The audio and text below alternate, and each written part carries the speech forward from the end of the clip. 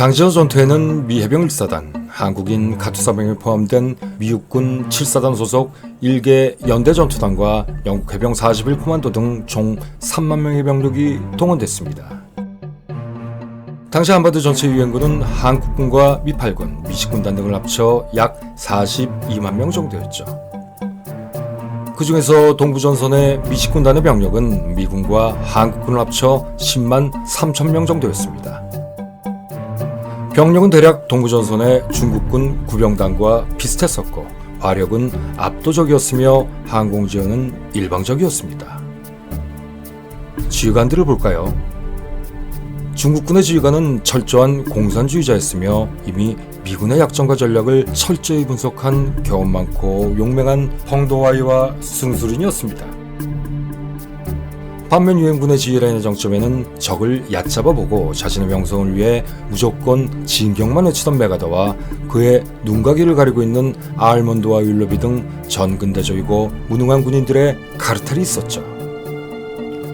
한국전쟁 초기부터 미8군 사령부가 유엔군의 지상전투사령부 기능을 하고 있었고 이와 별도로 인천 상작전에 대비해 일본에 주둔 중이던 미식군단은 육해공 통합군 사령부인 유엔군 사령부의 직할부대였습니다.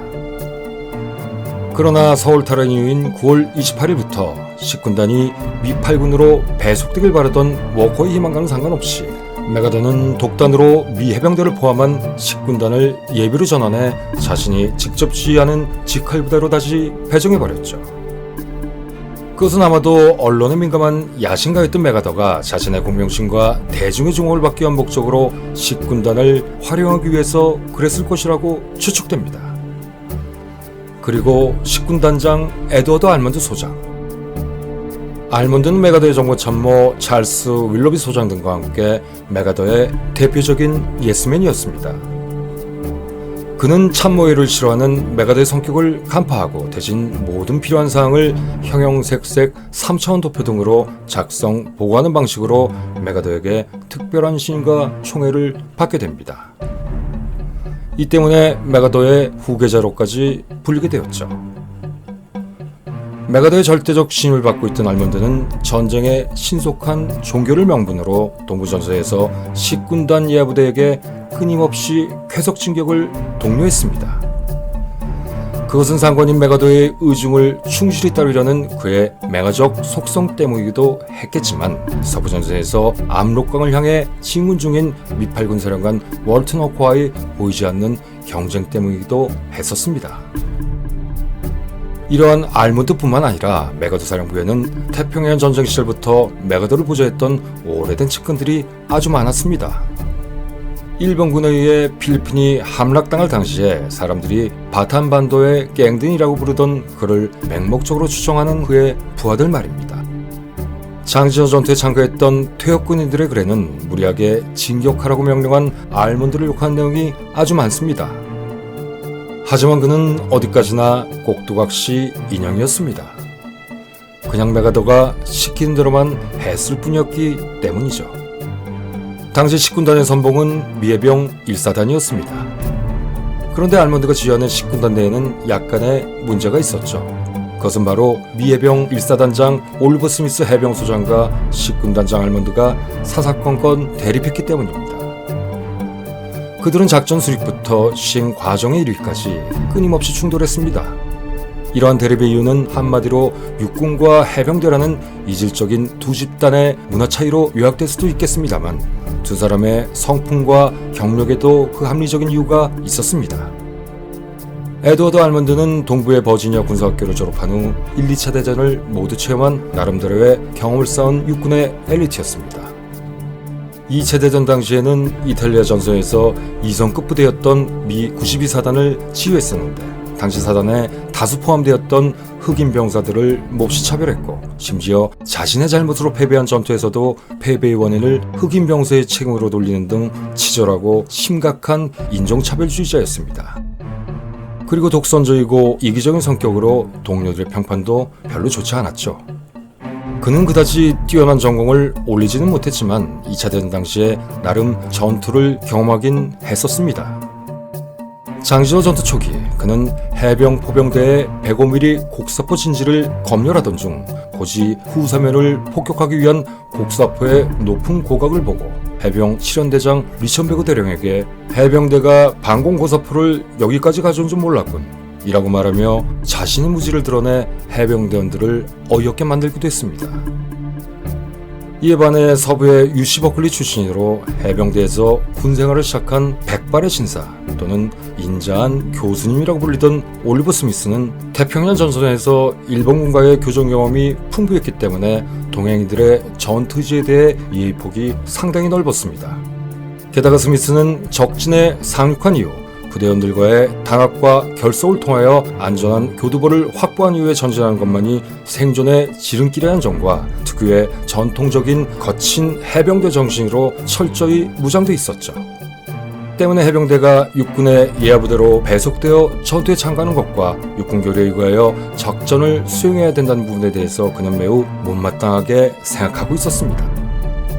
그러나 병가를 떠나서 알몬드는 상관이었지만 지휘계통으로 스미스를 누려 하지 않았고 스미스 또한 신령에 의해 부대를 주의했지만 결정된 상황에 대해서는 결코 항명하지 않았습니다. 하지만 장진호 전투에서 이들은 서로 밀고 당기는 상황을 어쩔 수 없이 만들게 됩니다.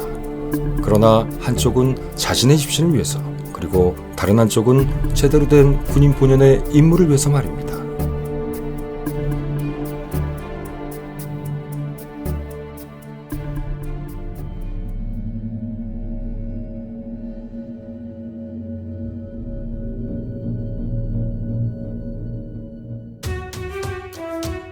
당시 데이비드 바 소장이 지휘했던 미칠사단은 총검사단으로 불리며 한국과는 매우 인연이 깊습니다. 그 이유로 인해 미칠사단의 사단가가 아리랑이기도 하죠. 1차 세계대전 때도 참전한 위소 깊은 부대이며 2차 세계대전 때는 필리핀 레이테만 전투, 오키나와 전투 등에서 활약했었습니다.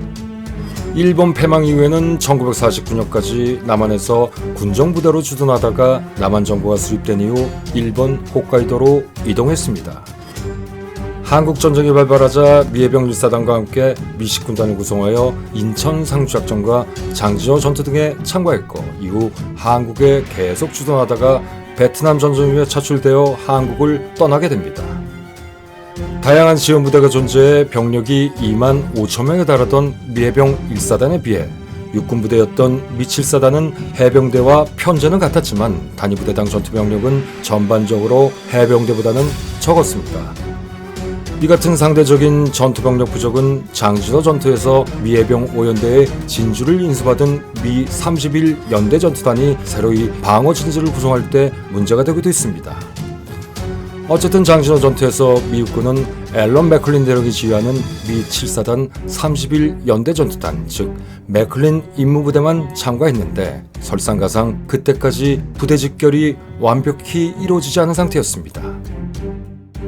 맥클린 대령은 일본에서 1년간 7사단 32연대장으로 재직한 적이 있어서 당시 32연대 1대 대장이었던 페이스 중령과는 매우 친한 사이였습니다.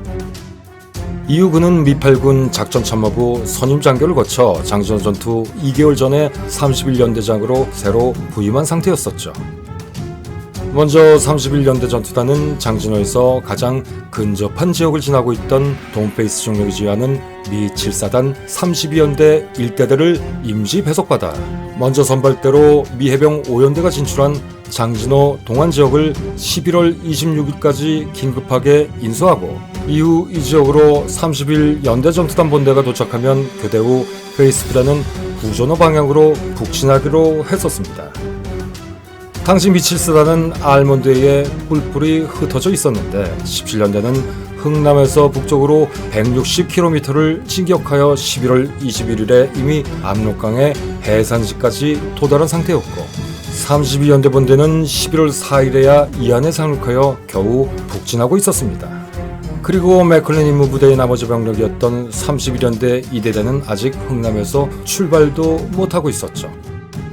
원래 계획은 미해병 1사단이 장진호를 동서로 감싸면서 북진하기로 했었지만 도중에 작전 계획이 바뀌어 서부 전선의 미8군과의 신속한 연결을 위해 미해병 1사단은 장진호에서 급하게 서진을 하게 되었고 이 때문에 장진호 동쪽을 미 7사단 31연대 전투단이 후속하여 담당하게 된 것이었습니다. 다만 가장 가까이에서 그 지역을 지나 압록강으로 가고 있던 운 나쁜 페이스 중력의 미 7사단 32연대 일대대가 있어서 일단 선발대로 이들부터 동원됐던 것이죠. 인천 상륙작전 전에 일본에 주둔하던 미 7사단은 이미 낙동강 전선에서 전투 중인 미 육군 3개사단의 장교와 사병들을 채워주는 보충대 역할을 하고 있었습니다. 이 때문에 당시 미 7사단은 타 사단으로 전투 경험이 많은 장교와 부사관 그리고 고참병들을 상당수 전술시키게 되었고 그 영향으로 전투력이 상당히 약해진 상태였죠. 그런데 갑자기 인천 상륙작전의 후위 부대로 미 7사단이 선정되자 급하게 병력을 보충한답시고 타 사단보다 더 많은 사단 정원의 50%에 달하는 8,600명의 제대로 훈련되지 않은 카투사들을 충원받게 됩니다.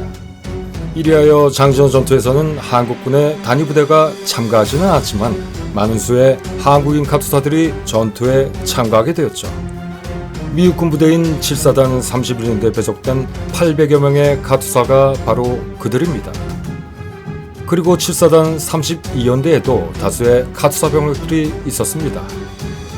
32연대 1대대, 즉 페이스 부대는 원래 카투사가 500여 명이었으나 장진호에 도착할 무렵 300명까지 줄었음에도 각 소총소대는 여전히 45명에서 50명 이상의 카투사가 배정돼 있어서 카투사 병력이 각 중대 병력의 4분의 1에 달했습니다.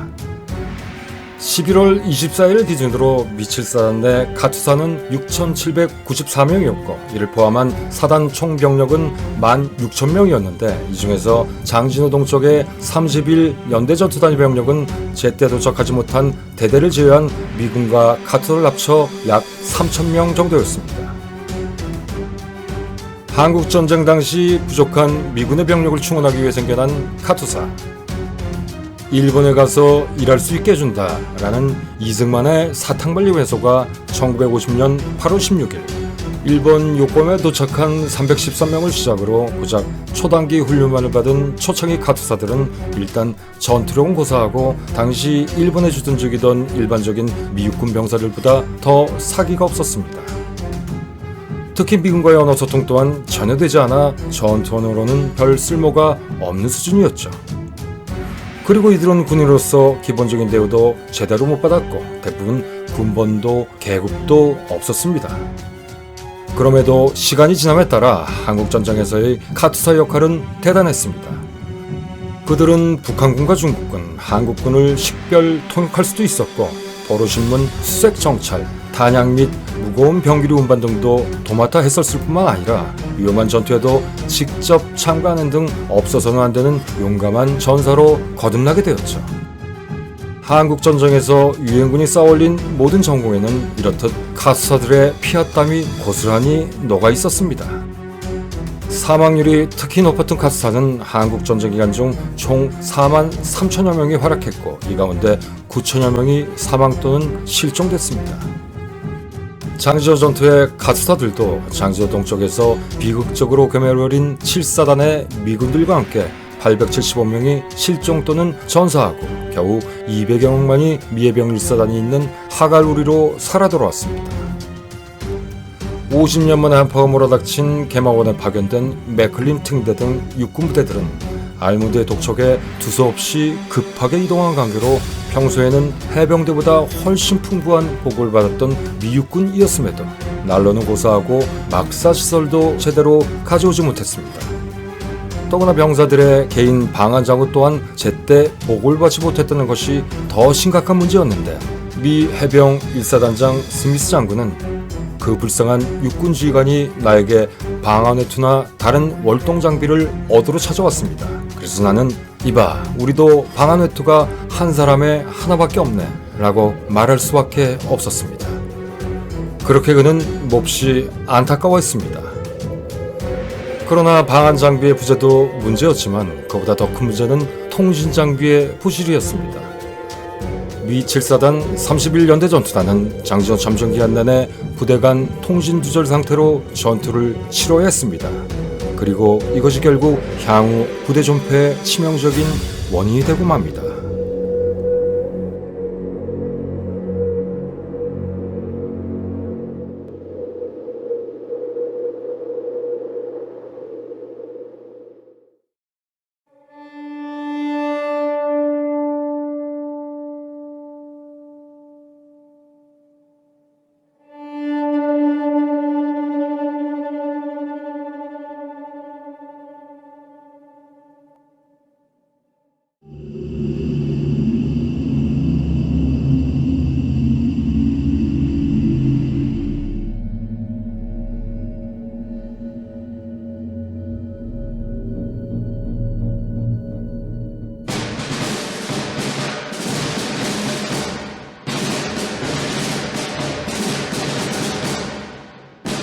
2차 대전이 끝난 후 일단 트루먼 대통령의 최우선 국정과제는 평시 경제체제로의 전환이었습니다.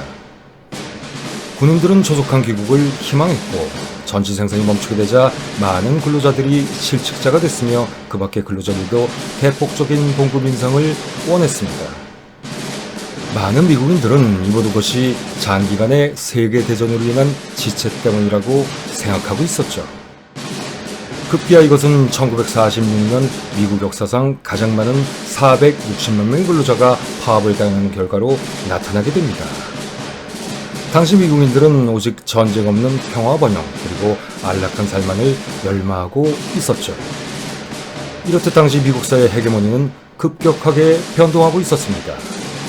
이에 트루먼도 어쩔 수 없이 1947년 방위비 지출 상한선을 130억 달러로 그어줄 수밖에 없었고 한국전쟁이 일어난 해인 1950년에도 미 의회는 150억 달러를 넘지 못하도록 방위비 지출을 제한했기 때문에 미 합동참모회의는 군비와 병력의 절대 부족 상황에 직면할 수밖에 없었습니다. 이렇듯 미 해병 1사단에게도 1950년은 2차 대전이 끝난 후 기관요원 5,000명만 남겨뒀던 군축 체제였습니다. 그렇기 때문에 갑작스러운 한국전쟁 출병 당시 모든 현역병을 다 끌어모아도 절대적으로 현재 인원이 부족할 수밖에 없는 상황이었습니다. 그래서 어쩔 수 없이 병력의 상당수를 연간 30일만 복무하는 데는 파트타임 민병이던 해병대 예비군에서 보충할 수밖에 없게 되었죠.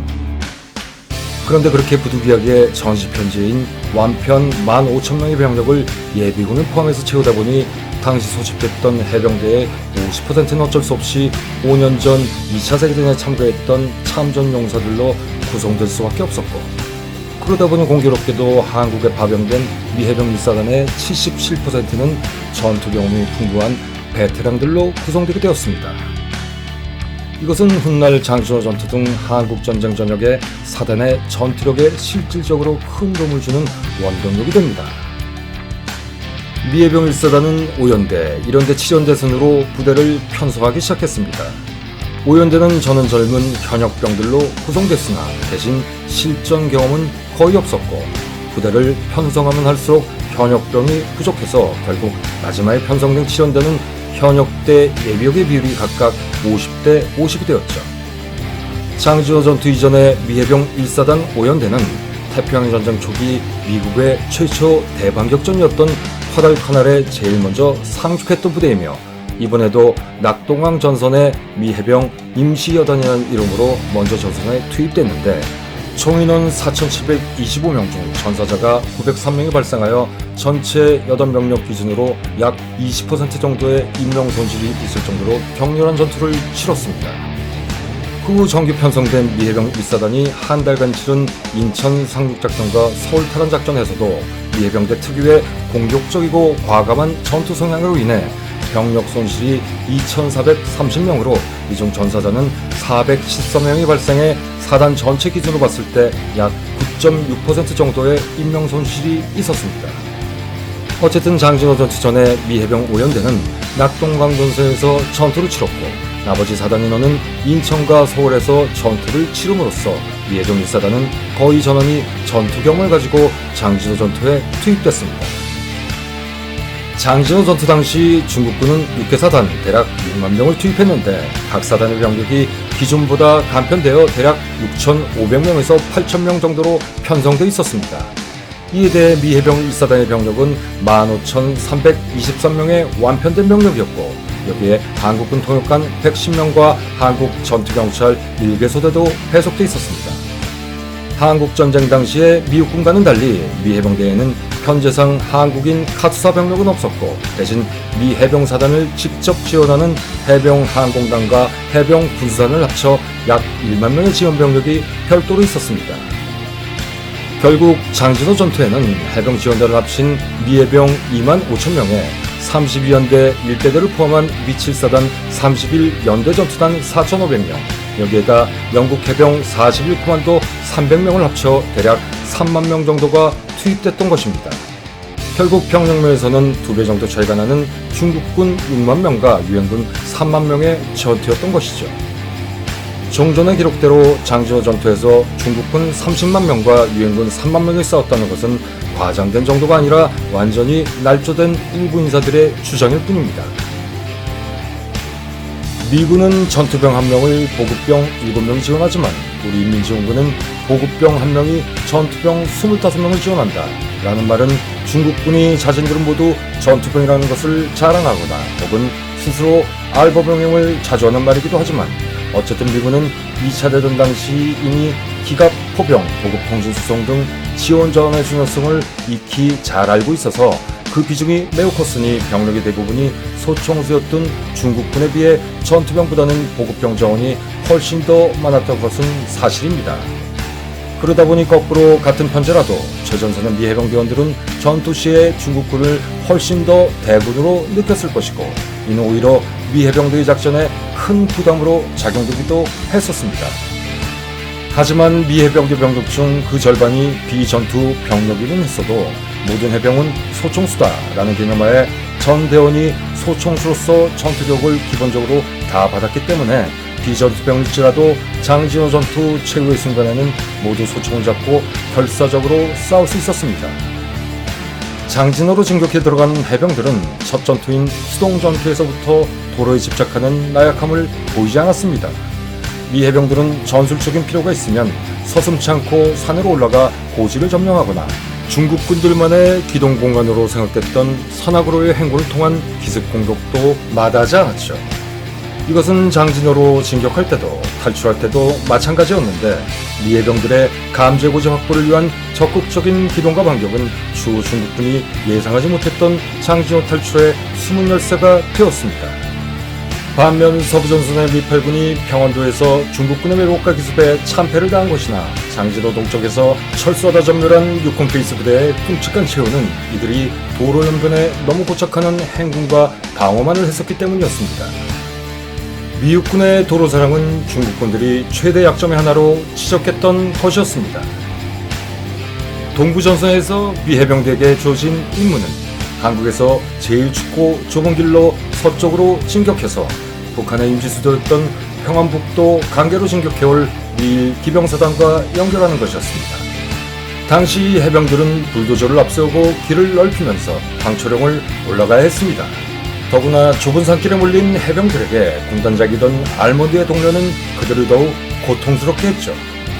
해병대는 도쿄에서 작전부서 장교들이 지도만 보고 자기들을 이 산길에 몰아넣은 무식견에 분노하며 바닷가에서 싸워야 하는 우리가 왜 이런 산골에 와야 하는가 라고 투덜대며 항의했지만 별 수 없었습니다. 그러나 명령은 명령, 해병대는 대단한 산악전을 각오하고 그 최악의 지형에 뛰어들어야 했죠.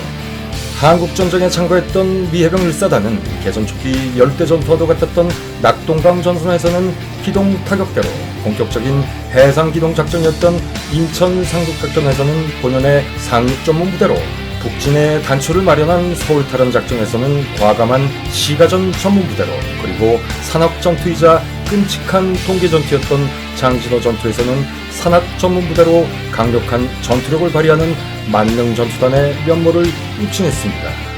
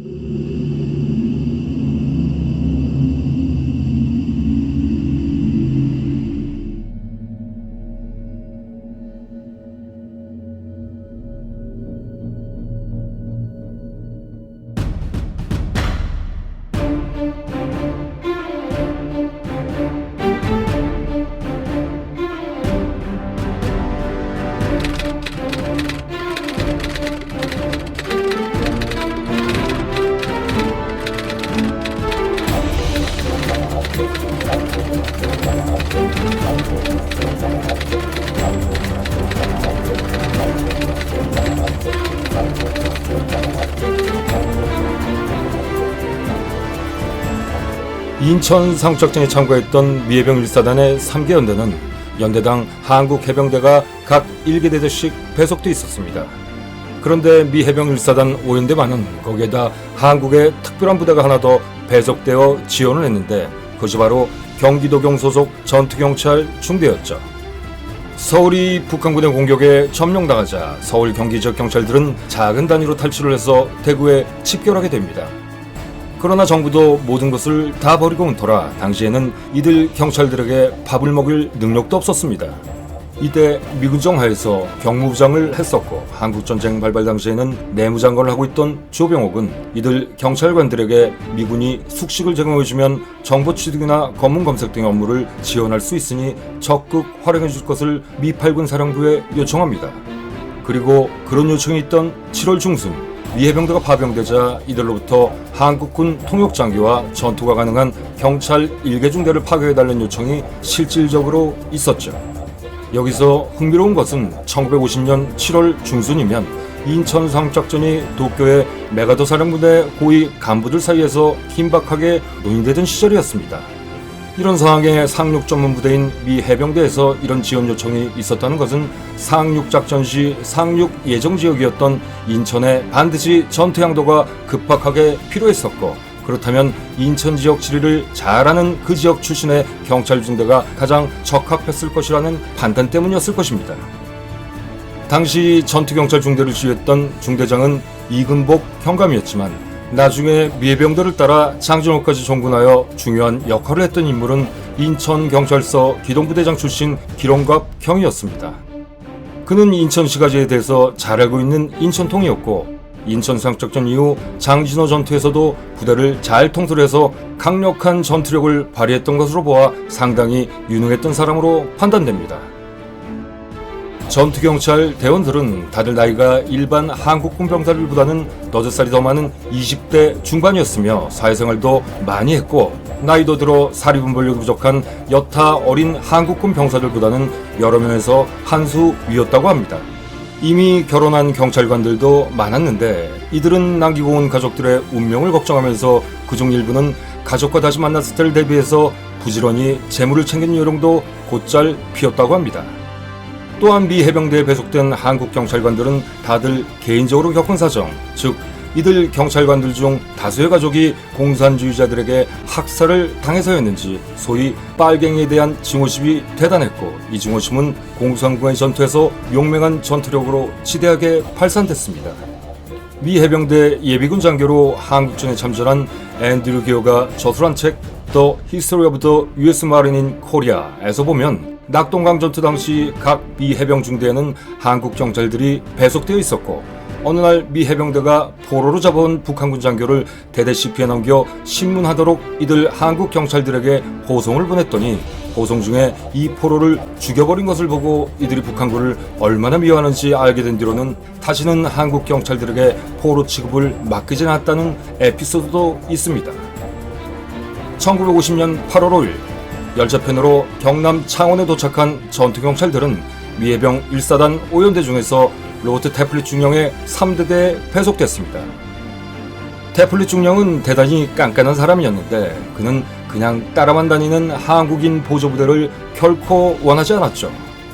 그러나 그는 한국 경찰들에게는 매우 만족하여 중기관총까지 지급하고 미 해병대원들을 만족시킬 정도로 잘 훈련시켜서 막강한 전투력을 발휘하는 정예 경찰 중대로 다시 만들었습니다. 그는 이들을 동반하고 경남 마산 진동을 거쳐 인천에 상륙했으며 서울 탈환작전에서는 현재의 서강대학교 뒷산인 노고산과 연세대학교 뒷산인 안산을 잇는 스미스 능선을 주 저항선으로 삼고 격렬하게 저항하던 북한군 25여단을 괴멸시켰죠. 그 후 이들은 미 해병들이 원해서 장진호까지도 동요하게 됩니다.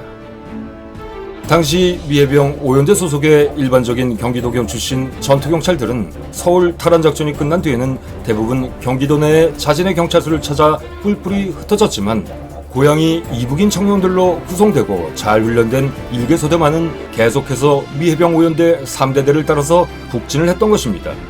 역시 기롱각경위가 지휘했던 이 전투경찰소대는 장정 최대 전투 중 하나인 유담리 전투에서 통합 연대본부 추기를 맡아 용맹스럽게 중국군을 격퇴함으로써 미국군 전투력마저도 비웃을 정도로 자존심 강한 미 해병대로부터 큰 칭송을 받았습니다.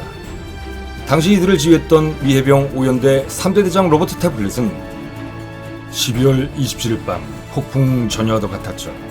나는 육감에 따라 7연대가 점령한 고지 아래 산비탈 중턱에 5연대와 3대대의 합동지휘본부에 전초를 설치하기로 했습니다. 그 전초에는 미 해병에 의해 훈련된 군기강하고 상당한 전투력을 가진 한국 전투경찰대가 운영하는 기관총 진지가 함께 배치되었습니다. 그러나 나중에 보니 5연대 진지를 내려다보는 그 고지에는 내가 생각했던 것과는 달리 아무도 없었습니다. 그때 이곳에 배치되어야 할 7연대 이중대는 동쪽으로 800m 떨어진 128이 고지를 점령하고 있었던 것이죠. 결국 이 고지를 타고 넘어오는 중공군들을 이들 한국 경찰들이 홀로 막아야 하는 상황이 된 것입니다. 그러나 막상 전투가 시작되자 한국 전투경찰대원들은 전혀 위축되지 않았습니다. 그들은 엄청난 수의 중공군량에 위압적으로 기관총 세로를 퍼부었고 그들의 기관총에 죽은 중공군은 200명이 넘었습니다. 결국 이들 한국 전투경찰대원들은 상대 공격의 예봉을 꺾었고 이들의 영웅적인 희생이 없었더라면 합동지휘본부 지역으로 침투하던 중공군들에 의해 아마도 지휘소가 유린되었을 것입니다. 더구나 유담리에 주둔한 미 해병대를 공격했던 중국군 3만 명의 작전을 호로포익과 신문을 통해 사전에 알아낸 것도 이들 한국 전투경찰대였습니다. 만약 그들이 이 정보를 먼저 알아내지 못했더라면 아마도 미 해병 5연대, 7연대는 중국군의 기습으로 12월 27일 그곳에서 전멸했을지도 모를 일이었죠. 이렇듯 이들의 공로는 혁혁했었습니다. 여기서 우리는 장진호 동쪽 전투에서 미국군에 의해 미7사단 괴멸의 원인으로 지목됐던 한국인 카투사병들의 이야기를 하지 않을 수 없습니다. 미 해병들이 전투경찰들을 유능한 한국인 지휘관 밑에 두고 통합 지휘를 받게 했던 반면 미7사단 31연단은 현재 미군의 카투사 운영 방식과 같이 배속받은 카투사들을 각 소대 또는 분대별로 인원 메꾸기 차원에서 흩어 배속시키고 버디 시스템, 즉 전우조라고 해서 미군과 카투사들을 혼합 편성한 후 단위 부대에서 알아서 써먹으라고 했었습니다. 그러나 장진호까지 갔던 카투사병들은 현재의 미8군 카투사병들처럼 영어에 능통한 젊은 인재들이 아니라 당시 경상도 일대 농촌지방 출신으로 영어 구사 능력이 전무한 병사들이었습니다.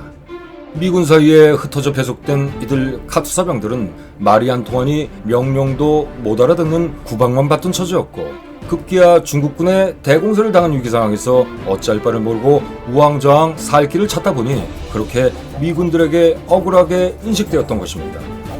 그리고 미군들에겐 일종의 희생양이 필요했었겠죠. 그러나 맥클린과 페이스 등과 같이 형편없었던 지휘관들의 역량 부족으로 미군 병사들부터가 적의 공격에 붕괴된 상태였으니 말도 안 통하는 말당 카투사병들이 당시 어떻게 할 수 있었을까요? 그저 살 길을 찾아 알아서 퇴각하는 것뿐이었습니다. 이런 상황을 고려하지 않고 미국군이 카투사들이 취한 생존 본능의 모습을 무조건 비난하는 것은 다만 그들의 면피만을 위한 것뿐이었죠. 그리고 당시 미군들은 이보다 훨씬 더한 행태도 보였었습니다. 더구나 미 31 연대 전투단의 장진호 탈출 당시 지휘관이었던 페이스 중령은 중공군의 거센 공격에 도망한 것도 아니고 트럭으로 잠시 피신했던 한국인 카투사 2명을 권총으로 머리를 쏴 즉결 처분하는 만행도 서슴지 않았습니다. 아무리 전황이 다급했었다지만 너무나도 가혹한 행위였습니다. 만약 그 대상이 미군 사병이었다면 과연 페이스 중령이 그런 잔혹한 즉결 처분을 할 수 있었을까요? 그야말로 인종차별적인 야만 행위였습니다. 그러나 미 행정부와 미 육군은 페이스 중령의 졸렬한 지휘로 부대가 처참한 종말을 맞게 되자 자신들의 부끄러운 참패를 희석시킬 필요가 있었습니다. 그래서 엉뚱하게도 그 인종차별주의자가 전사했다는 이유로 그를 망고에 없는 명지관으로 만들기 위해 미국 최고 무공훈장인 의회 명예훈장까지 수여받게 했죠. 그저 어이가 없을 뿐입니다. 미 해병 1사단에 배속되어 존 Y 리라고 불리던 한국군 통역장교 이종현 중위는 하갈우리에서 미 해병들 붙잡은 중공군 포로 150명을 호송하는 임무가 나에게 주어졌는데 구사일생으로 장진호 동쪽에서 살아 돌아온 한국인 카투사 20명이 내 지휘하에 포로 호송대 병력으로 해당되었습니다. 그들 카투사 병들은 한국인 장교인 나를 만나자 뛸 듯이 좋아했었죠. 모두 다 이구동성으로 살 것 같습니다. 그동안 말이 안 통해서 억수로 고생했습니다. 라고 말하더군요. 1950년 12월 5일 우리 포로 호송대는 이들 중공군 포로들을 호송하면서 도보로 해병 이런데가 있는 고토리를 향해 하갈우리를 떠났습니다. 가는 길 양쪽에는 중공군이 우글우글했었죠. 길 양쪽의 고지나 길 옆의 민가, 바위, 참호 속에 숨어있던 중공군들은 철수하는 미군들을 저격하거나 틈을 보아서 큰 기습도 했었습니다. 우리는 어쩔 수 없이 위험지역의 길 양쪽에 숨어있는 중공군을 미리 수색해서 경멸한 후에 전진해야 했었는데 그 임무가 단 20여 명의 우리 카투사 병들에게 주어졌던 것입니다. 하지만 오합지졸로 평가받던 이들 카투사들은 대단히 용감했었고 전투 기술도 잘 숙련되어 있었습니다. 이들은 미국군 병사들도 주저했던 그 임무를 완벽하게 수행했습니다. 나는 미국군 전사에서 이야기하듯 이들 카투사병들이 절대로 허약하고 비겁한 무리들이 아니라고 단호히 주장합니다. 라고 진술했습니다. 한국인 장교 밑에서 제대로 싸운 카투사병들이 미군 장교 밑에서 싸울 때는 왜 그렇게 무기력했었을까요? 역시 그 가장 큰 이유는 의사소통의 부재였던 것입니다. 물론 평소 훈련을 엉성하게 시켰기 때문일 수도 있고 또 당시 미군 지휘관의 능력 부족일 수도 있었겠으나 결국 지휘관과 의사소통이 불가능한 소부대가 급박한 전투 상황에서 어떻게 되는지는 여러분들도 상식적으로 판단할 수가 있으실 겁니다. 어쨌든 당시 세계 최강의 전투력을 자랑했던 미 해병도 극찬을 마다하지 않던 전설과도 같은 장진호의 한국 전투경찰들은 치열했던 장진호 전투가 끝난 후에는 단 10명에서 30명 정도만 생존하였고 이들은 지리산 공비투보를 위해 흥남을 통해 전라남도로 이동한 후 현지에서 205 전투경찰대대의 장설요원이 되었거나 각자의 경찰서로 귀환했을 것으로 추측됩니다.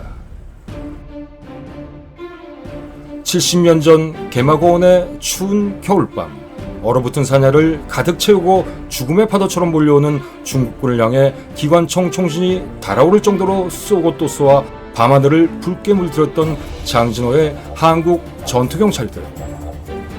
아무도 자신들을 기억하지 못하는 오늘날의 이 무심함을 그들은 과연 어찌 생각하고 있을까요?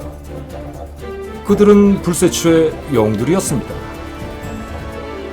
그리고 덧없이 사라져간 용맹했던 장진호 카투사들의 명예도 이제는 다시 조명되길 기대합니다.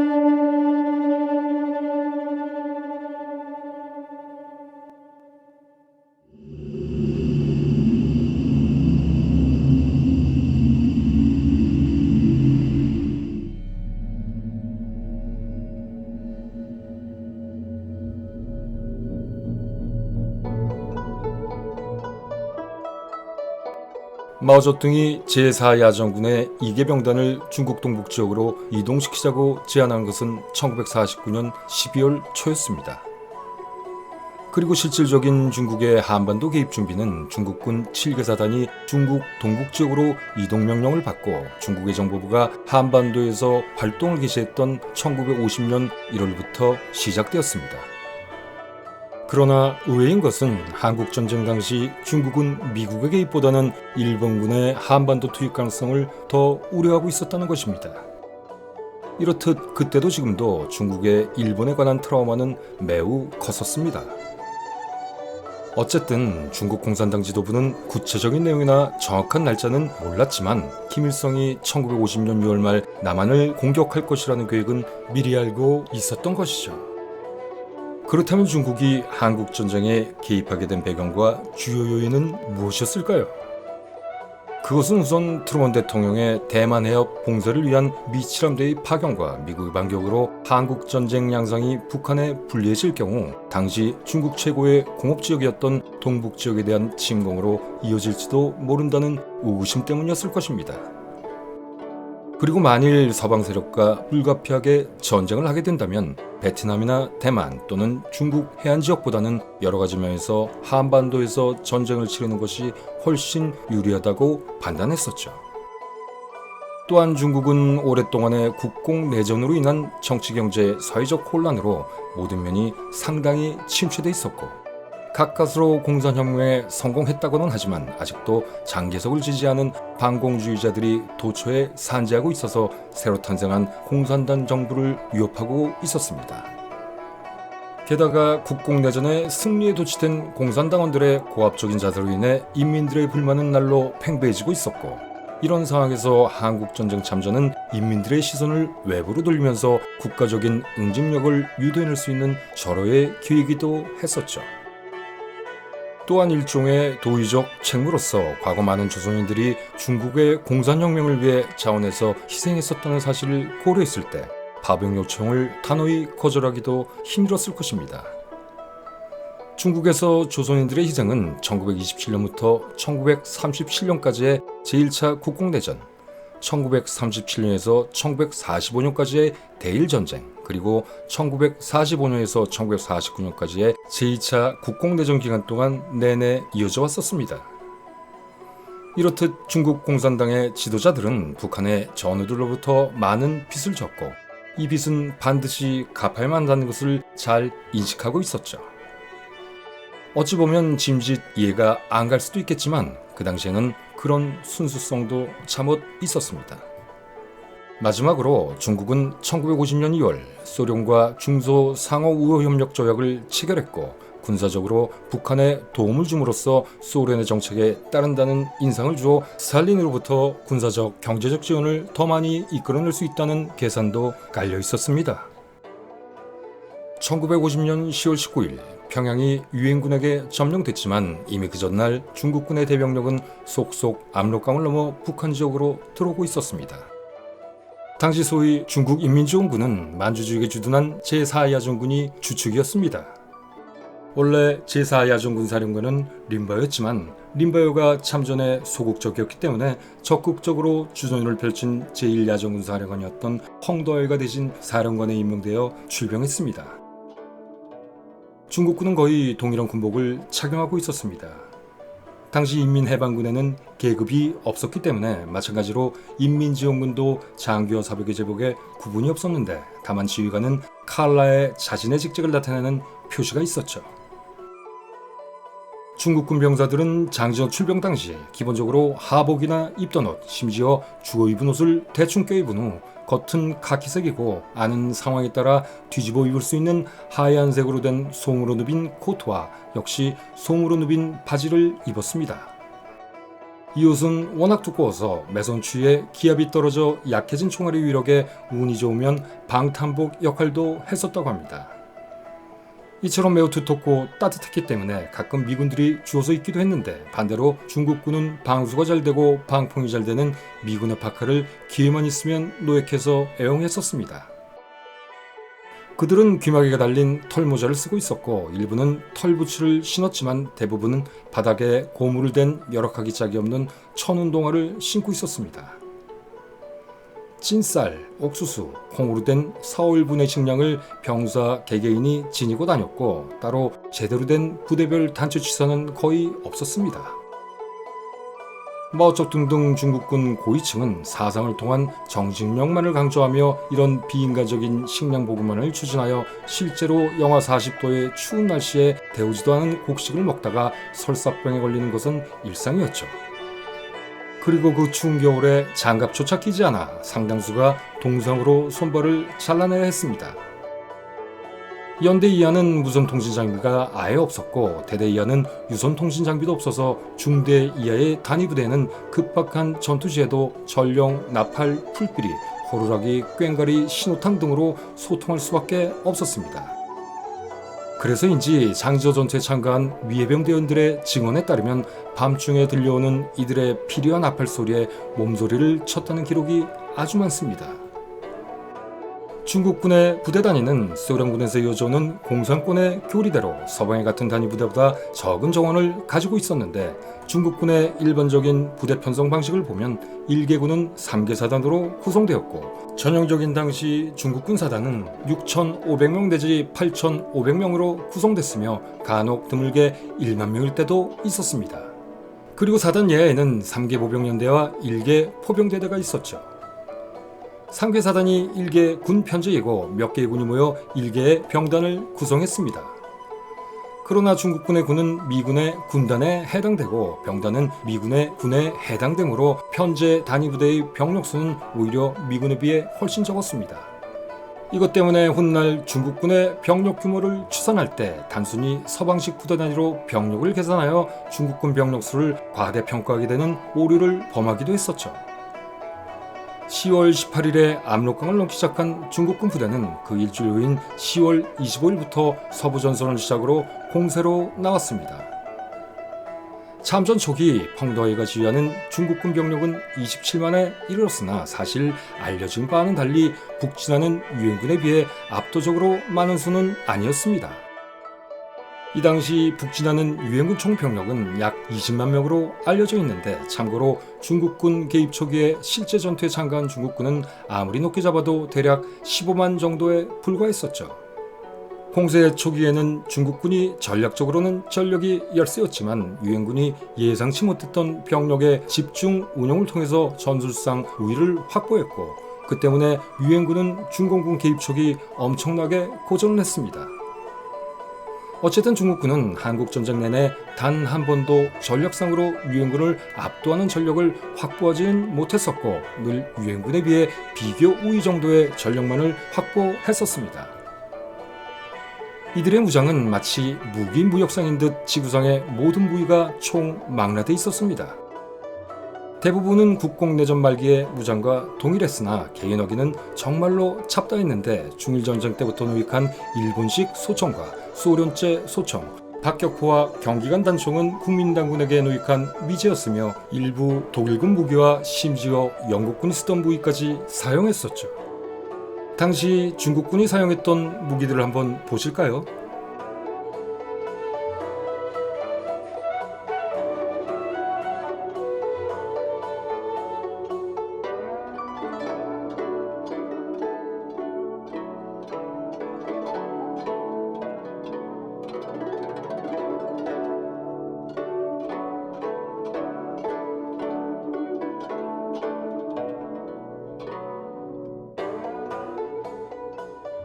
마치 시골 장터를 돌아다니는 만물 트럭에 구겨 넣어진 잡동사니들 같습니다. 개인당 많으면 80발에서 100발의 탄약과 방망이 수류탄을 몇 발 휴대하고 있었고 아예 소총도 없이 투척병으로 수류탄만 가지고 공격에 참가했던 중국군도 많았습니다. 전투 후 운 좋게 유엔군의 차량을 대량으로 노획하더라도 운전을 할 줄 아는 사람도 없고 유류보급도 안 되는 상황이라 그냥 길가에 버려둘 정도로 기본적으로도 기계화가 덜 된 군대였죠. 포병의 경우 산악지원과 이동수단 부족, 미군의 공습 때문에 박격포를 제외한 대포는 후방에 놔두고 가지고 오지 못했습니다. 당시 중국군의 장비나 보급품 운송수단은 그야말로 열악하기 짝이 없었는데 보통은 노세나 인력으로 대부분을 충당했고 심지어 낙타까지 동원하기도 했습니다. 중국군 부사령관 홍쉐즈는 포병은 국민당군에게 노획한 미제 박격포 면문을 보유한 게 고작이었다. 물론 대형 야포도 모두 일본군이나 국민당군으로부터 노획한 것이었는데 노새가 끌고 다녀 기동성이 떨어졌고 은폐도 어려웠다. 그래서 결국 소총과 박격포, 슈루탄에 의존한 수밖에 없었다. 이런 이유로 중국군은 미군 1개 사단을 공격하는데 2개군 6개 사단을, 보다 약한 한국군 1개 사단을 공격하는 데는 1개군 3개 사단을 배정한 것을 원칙으로 할 수밖에 없었습니다. 이 때문에 장지호 전투에서도 미해병 1사단을 섬멸하기 위해 2개군 6개 사단을 투입하게 된 것이고, 여튼 다른 화력 지원 수단이 전무했기 때문에 그냥 병력의 의만으로 작전을 펼칠 수밖에 없었습니다. 중국군은 깊은 산악 지역에 매복해 있다가 야간에 유행군을 기습하는 전법을 주로 썼습니다. 이는 치고 빠지는 전형적인 게릴라 전술로 일제 공격 후에는 적에 대한 무리한 정과 확대는 시도하지 않았고 신속히 산속으로 다시 철수하는 식이었죠. 이런 공격 패턴 때문에 메가더는 이를 중국군의 전술적 취약성을 보여주는 것으로 해석했고, 이에 더욱 무리한 공세를 펼치다 결국 참담하게 패배를 당하고 말았습니다. 당시 전선에서 활동한 중국군은 대부분 경보병으로 이루어져 있었으며 지원하력 이래봐야 박격포 정도가 고작이었지만, 대진 자동차의 기동이 어려운 산악 지형에서 보병의 기동력을 10분 활용한 게릴라식 포위 전술은 대마공 같은 산악 지역에서는 역으로 상당히 유용했습니다. 가장 즐겨 사용하는 전법은 V자 전술로, 적이 V자로 매복한 한가운데로 들어오기를 기다렸다가 깊숙이 들어오면 따로 선발한 정예부대의 재빠른 기동으로 양날개를 닫아 포위망을 완성하는 전술이었죠. 이를 위해서 매복과 위장을 철저히 실시하여 유엔군은 공중정찰로는 그렇게 포진한 중국군을 쉽게 발견할 수가 없었기 때문에 주간에 아무것도 모르고 포위망 안으로 들어갔다가 야간에 숨어있던 중국 부대에 뛰쳐나와 공세로 나오면 속수무책으로 포위되어 큰 피해를 볼 수밖에 없었습니다.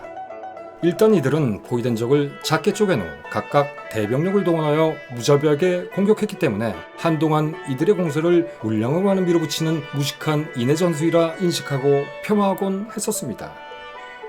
하지만 이것은 인해 전술이 아니라 엄연한 집중 포위 전술이며, 이렇듯 포위된 적을 섬멸하기 위해 적보다 압도적인 수의 병력을 집중 투입하는 것은 전술 교리상 어찌 보면 당연하고 합리적이었습니다.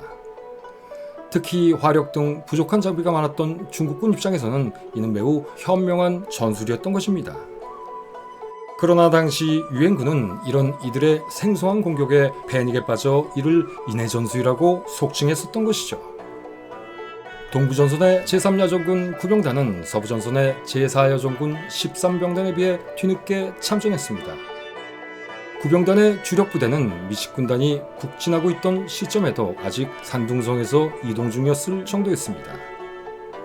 9병단은 한반도 출병 이전엔 기후가 온화한 산둥성, 안의성, 상하이 등에 주둔하고 있었기 때문에 원래 한반도에 곧장 들어갈 부대는 아니었습니다. 이들은 우선 만주로 이동하여 이곳에서 동계 적응 및 실전 준비 태세를 갖출 예정이었지만, 미군과 한국군이 연이어 동해안에 상륙하여 함경도 지역을 단숨에 석권할 기세로 북진했었기 때문에 어쩔 수 없이 급박하게 전선으로 투입된 것입니다. 그렇기 때문에 이들은 동계 피복 등 혹한기 전투에 필요한 장비가 사실상 전무했었죠. 결국 이런 준비 부족은 훗날 장지도 전투에서 중국군 9병단의 존패의 중대한 요인으로 작용하게 됩니다. 1차 공세를 일종의 시험 전투로 유엔군의 전력을 한 번 경험한 펑도아이는 휘하부대에게 미군의 약점과 강점에 대해 다음과 같이 평가했습니다. 미군은 매우 강력한 화력과 물량의 강점을 지니고 있지만 도보행군을 싫어하며 야간 전투에 약하고 과도하게 공중 지원에 의존한다. 이런 평가는 후에 시행되는 중국군의 공세작전 계획의 중요한 기본 숙지사항이 됐습니다. 중국군은 이어 실시된 2차 공세로 메가더의 크리스마스 공세를 좌절시키고 일단 세계 최강 미군을 후퇴시키는 잠재력은 보이기는 했으나, 미군의 강력한 화력 앞에서 더 많은 병력이 희생을 감수해야 하는 무자비한 작전만 펼쳤기 때문에 결국 엄청난 인적 손실을 보게 됩니다. 병력 손실은 단지 전투로 인한 손실뿐만이 아니었습니다. 영하 3, 40도로 내려가는 북한의 가난한 산악지역에서 제대로 먹지도 못하고 하루에 수십 킬로미터를 도보로 행군시키는 등 비인간적인 작전으로 생긴 동상, 질병 등의 비전투 손실이 더 극심하여 공세가 끝날 무렵에는 구병단 전병력의 60%가 작전 불능 상태가 되고 맙니다. 펑도와이는 전쟁이 끝날 때까지 사령관 직함을 유지하고 있었으나 1952년 4월 뇌종양으로 귀국한 후부터는 사령관 대리인 청공과 동화가 각각 중국군을 지휘했습니다. 펑도와이는 한국전쟁에서 유행군을 저지하는 큰功을 세웠습니다. 그러나 미국의 압도적 화력과 공중무세로 인한 보급 차질로 너무나 많은 인명피해가 발생하는 중국군의 열악한 현실을 매우 안타깝게 생각했었죠. 그래서 전쟁 중에도 수차례 베이징을 방문하여 우리의 군대의 보급 사정이 너무 나쁘다. 조금 더 보급에 신경을 써달라. 라며 마오쩌둥과 조우엔라이에게 격정적으로 불만을 토로했었다고 합니다. 하지만 장비나 화력보다는 병사 개개인의 사상과 각성을 중시한 마오쩌둥의 교조적인 군사이론에 깊은 회의를 갖게 되었고 결국 이것은 훗날 소위 문화혁명 때 그의 비참한 말로의 단초가 되고 말았죠. 제공권 없이 싸우던 중국군은 장성급도 매우 많은 피해를 입었는데 군단장급에서 3명, 사단장급에서 7명의 전사자가 나왔습니다. 비교적 안전한 후방의 사령부에서 근무했던 마오쩌둥의 아들인 마오안닝마저도 미군의 폭격에 전사했을 정도였으니 일반 병사들의 피해는 이루 말할 수 없을 정도로 참담했습니다. 장진호의 미 해병대를 포위 섬멸하겠다는 계획을 세운 장군은 3야전군 예하 구병단 사령관 겸 정치위원 숭수린이었습니다. 냉정하고 불같은 성격의 소유자인 그는 당시 40대 초반이었지만 여타 중국군 장교들과는 달리 황푸 군관학교에서 군사학을 제대로 공부한 엘리트였죠. 홍군 초기부터 마오쩌둥과 함께 대장정에도 참여했고 20년간 국민당군과 일본군을 상대로 많은 전투에 참가해 전투의 잔뼈가 굵은 역전의 용사이자 드물게 이론과 실전을 모두 겸비한 유능한 게릴라전 지휘관이었습니다. 그는 구병단의 6개사단 6만 명을 지휘했는데 병사들에게 장진호 공격 준비를 위해 끔찍하게 험한 산악을 단 14일 만에 주파하게 했습니다. 중국군은 미군 정찰기를 피해 매일 밤 9시에서 다음날 새벽 3시 사이에 그 험한 산길을 무려 28km 이상씩 행군했던 것입니다. 구병단의 장진호 전투 참가는 11월 5일 22시 마오쩌둥이 펑도와이 중국군 총사령관에게 다음과 같이 지시하며 본격화됐습니다. 강계 장진 방면은 숭수른의 구병단이 전력을 다해 막고 적을 깊이 유인하여 기회를 보아 각계 섬멸하는 것을 방침으로 확정한다. 이후 구병단은 당신들이 직접 지휘하고 우리가 멀리서 통제하지 않는다. 이 지시에 따라 펑도와이 등 중국군 지휘부는 11월 6일자 전문을 통해 작전 계획을 동부전선의 구병단에게 하달합니다. 이 작전 계획으로 구병단은 20군, 27군의 6개 사단 중 3개 사단으로 장진호 서쪽 유담리의 미해병 5, 7연대를 공격하고 나머지 3개 사단 중 1개 사단은 장진호 동쪽 안곡의 미육군 31연대 전투탄을 공격하며 하루 늦게 도착해 어쩔 수 없이 같은 날 공격을 하진 못했지만 후속한 2개 사단은 고토리로 이어지는 장진호 남쪽의 보급로를 차단하고 하갈 우류에 있는 미해병 1사단 사령부를 공격하기로 합니다. 얼음으로 뒤덮여 잘 보이지도 않는 산악을 기어 장진호 북쪽 배명지산에 사령부를 설치한 숭수른은 미군의 움직임 하나하나에 완벽한 정보를 가지고 있었습니다. 그는 10여 곳에 달하는 미군의 주보급로를 어떻게 차단할 것이며 어떤 식으로 장진호 서쪽의 미 해병대와 동쪽의 미 육군을 공격할 것인지를 부하들에게 설명하면서 그는 마지막으로 각오를 다지며 이렇게 얘기합니다. 집에 들어온 뱀을 잡듯이 미 해병대를 토막내 죽여라.